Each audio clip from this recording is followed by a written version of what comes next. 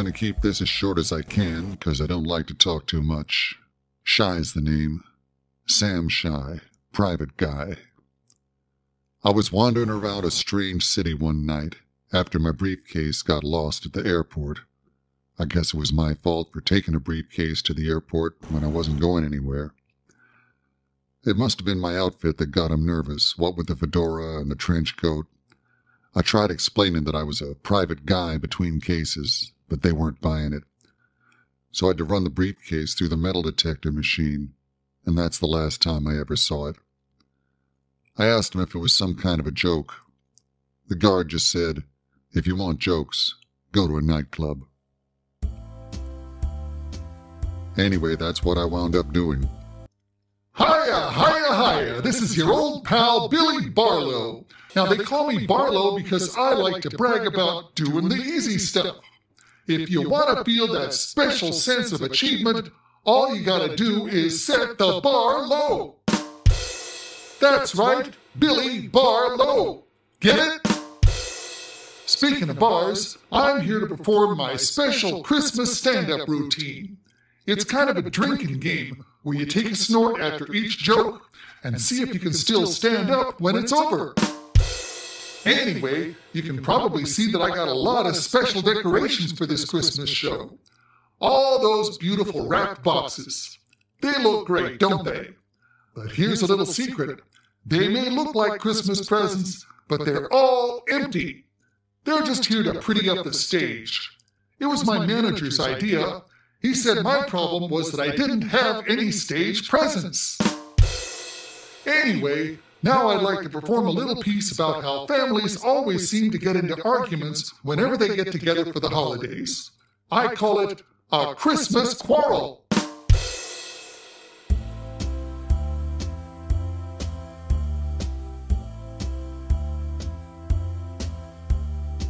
Maybe it was the drinks, or maybe it was the jokes, but anyway, that's when I got up and left. Now that I think of it, it probably wasn't either the drinks or the jokes. I think it was all those fake presents piled up on the stage and all empty. That's what got me thinking. Is this really all that's left of Christmas? I went wandering all around the city with my brain spinning. It was dark, but the store lights were still on. All those window displays, all that advertising, buy this, buy that. And I kept on thinking about that stage with all those pretty, empty boxes, and I felt myself sinking and searching. Sure, I'd heard all the old stories when I was a kid, but now it was all a jumble.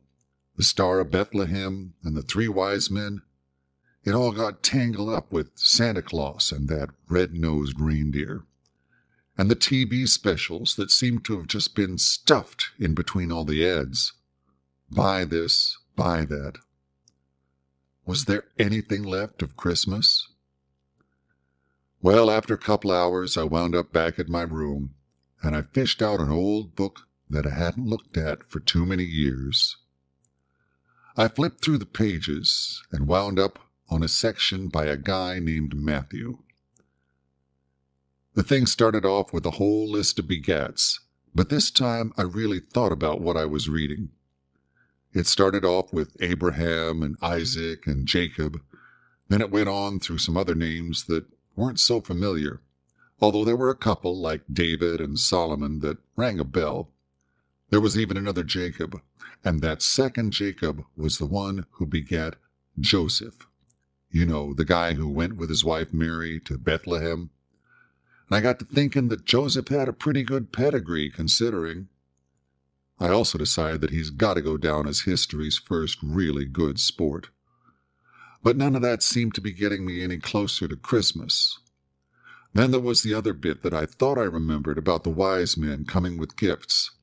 Only when I read it now, it turned out they'd been sent by King Herod as spies. More like my line of work.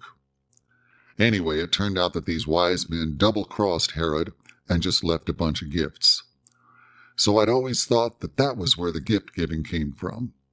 Only now, it didn't quite seem to fit. What got me was that it was all well and good to bring gifts to the baby Jesus, but I didn't see the connection with ordinary people giving presents to each other 2,000 plus years later. Anyway, I just kept on reading. Then when I got to the parts in red ink, I began to notice a lot of the things that the grown-up Jesus was saying. Be reconciled to thy brother. Agree with thine adversary quickly. Whosoever compel thee to go a mile, go with him twain. Give to him that asketh thee.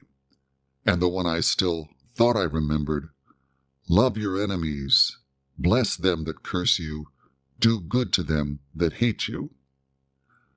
There were many other sayings, and a lot of stuff happened that's long over with now, but these are the ideas that stuck with me.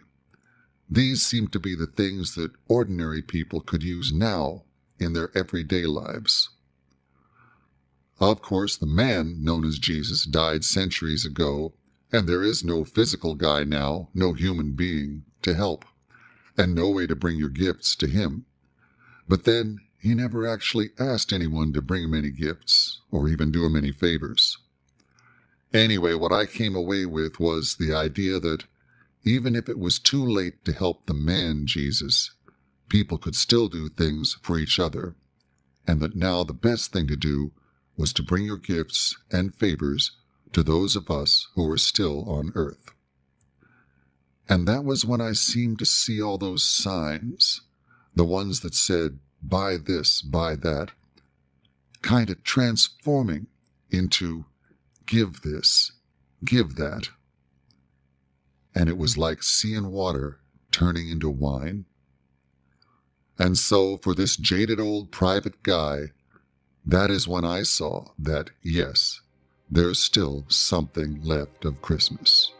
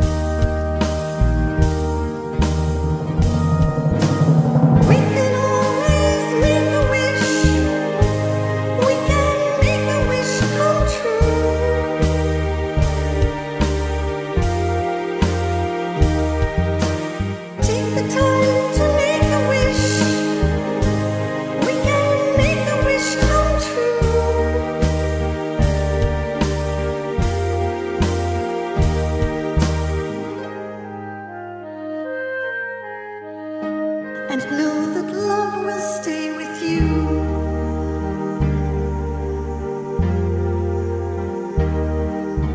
And if you think about it,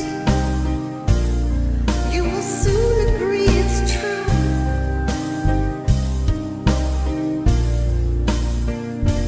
They can't be with us forever, and we can't always see them through.